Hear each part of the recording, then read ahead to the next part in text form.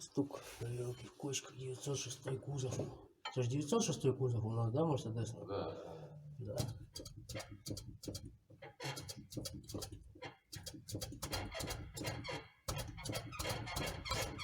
Втулки. Вот эти втулки. Ну что у нас?